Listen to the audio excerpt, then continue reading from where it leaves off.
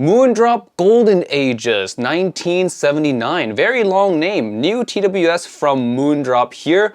I reviewed the space travel way back a few months ago, I think. It's 20-something TWS and I love that thing. Let's see if the Golden Ages is an upgrade to the space travel. Let's jump into it. Hey friends, Timmy here, welcome back to a video on Giz Audio. Today we are reviewing the Moondrop Golden Ages. We're gonna go over the sound performance and the TWS functions to see if it's a worthy upgrade to the space travel or not. First of all, let's go into the build quality and case quality first. I would say the build quality is alright. The hinges feel alright.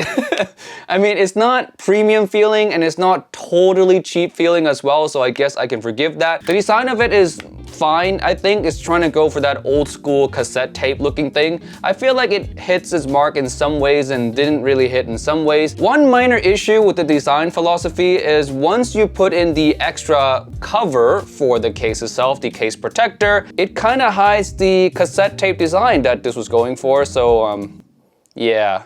Not the best design choice. The unit itself feels also quite cheap. It is light and yeah, almost feels kind of like a toy almost. And for $80, I would prefer slightly bit higher quality for the materials. Next, let's touch on the functionality with the touch sensor here. These are actually very responsive. I've never had issues with them. They perform really well. Now for the features that I don't like. I don't like the ANC and I don't like the call feature. The ANC works,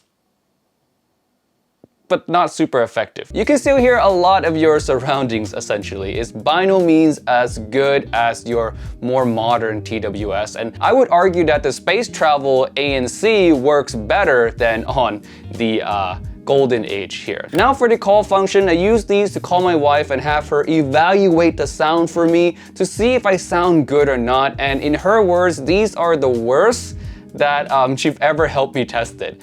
I told her to compare to other TWS like the space travel or other ones that I've tried to call her on, and she said that on the other ones, sometimes she barely even noticed that I was using a TWS, but with these one, it sounded just bad. In her words again, she said the voice was a bit muffled and also she hears a little bit of vibration, just odd sounds in general. Now with the TWS stuff out of the way, let's jump into the sound performance, shall we? The Golden Age comes with 3 different signatures: the reference, the monitor, and the bass head. Now all 3 signatures have a main focus on the upper mid-range and the treble. So a lot of lively energy for vocals and instruments and not a lot in the lower mids or the bass. The reference tuning has the most amount of mid-bass surprisingly, and it's really not that much mid-bass. It's again a very referencey kind of signature, so the bass is there but you don't really feel any thumps and slam that is anywhere near satisfying. For those of you who are bass heads, I don't think you're gonna like the signature on any of these 3 because the monitor signature kills the mid bass and sub bass even more, and the bass head mode keeps the same scooped out mid bass but bumped the sub bass. So in all 3 settings, you're not going to get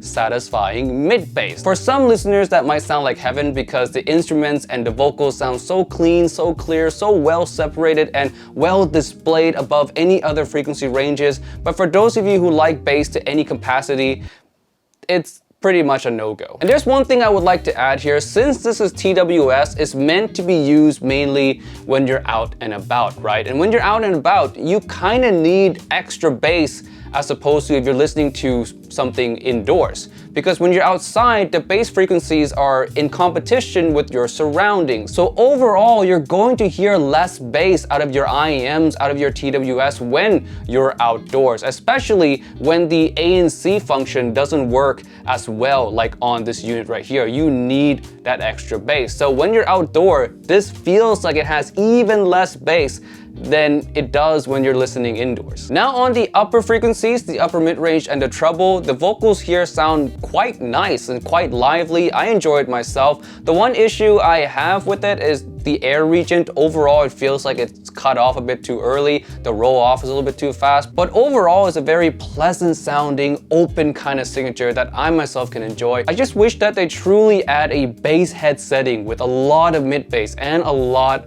of sub bass. Though I do think they could add it in future firmware updates, so Moondrop, if you're watching this, please add a true bass head setting. Next, let's talk about technical performance. Let's bring up my scale right here. I would put this around where the Space Travel was. I don't think it's any more technical than the Space Travel. Even though you get some nice energy in the treble, I feel like the incisiveness of the notes still feel blunted mostly. So it's alright tech-wise. And oh, soundstage-wise, if you want to go for the widest soundstage feeling, I would say go for the monitor or the bass head settings. That scoop in the lower mid-range adds to the overall sense of separation and spaciousness. The reference one also has decent soundstage, but not as good as the monitor or the bass head settings. Alright, now on to comparison with the Space Travel. In terms of sound, I would say the Space Travel is easier to like by more people. The Golden Age is more specific for people who like vocal and treble, that lively energy,